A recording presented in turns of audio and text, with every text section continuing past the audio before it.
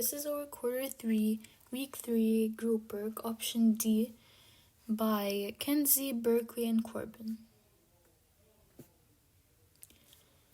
So some vocabulary or useful words to know would be development, which is the process of improvement in the material conditions of people throughout diffusion of knowledge and technology. And there's a picture. Developed country, which is a modern industrialized country in which the people are better educated and healthier and live longer than people in developing countries do. So that's a picture. Developing country is a poor agricultural country that is seeking to become more advanced economically and socially. That's a picture of a developing country. Then there's Gender Inequality Index, which measures the extent of inequality of men and women in a country. And that's a picture of the gender inequality map in the whole wide world. Why does development vary by gender? So there is 4 categories. There's empowerment, labor force, reproductive health, and gender inequality trends. Empowerment is the percentage of seats held in the legislature by females. The highest is in Europe, where 1/4 of the members are women.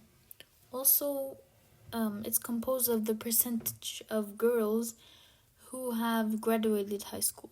In North America, girls are more likely to graduate high school than boys. And that's a picture. It shows the governmental participation by women in the world. Then there's labor force. The female labor participation rate is the percentage of women holding full-time jobs outside home. So for every 100 men, there are 75 women in developed countries.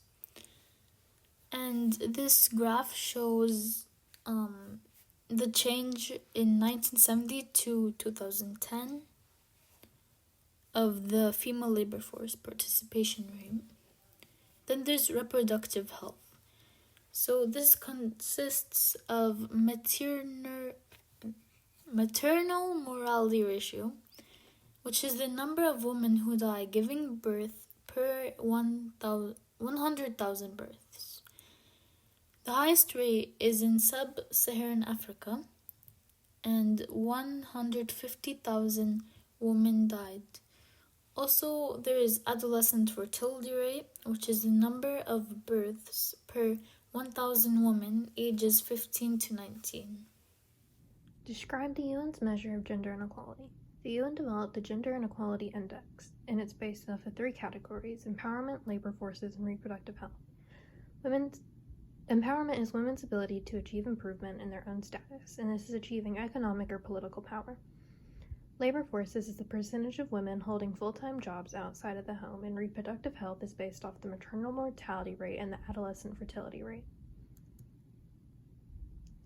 Changes since the 1990s in gender inequality. In almost every country since the 1990s, gender inequality has declined. The United States is one of only exceptions where gender inequality has increased.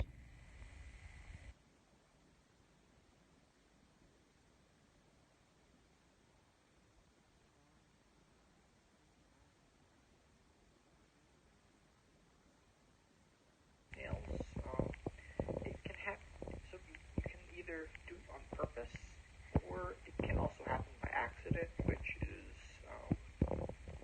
not good.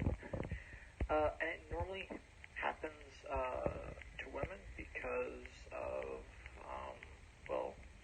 the history with that stuff.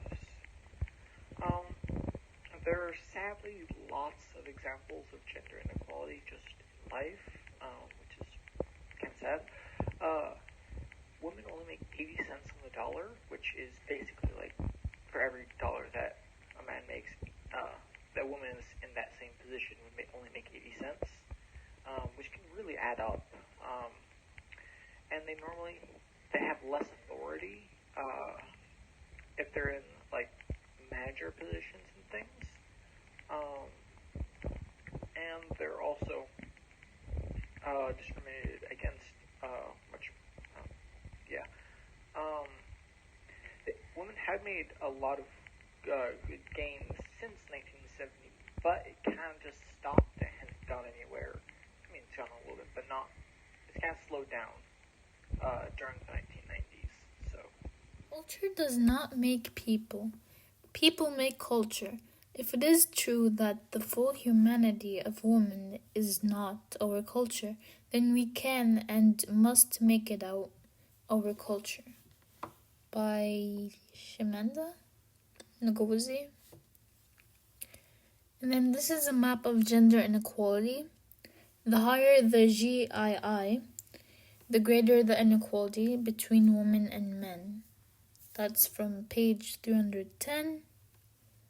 So if the score is 0, that means men and women are equal, and if the score is 1.0, that means that the women are fair as poorly as possible.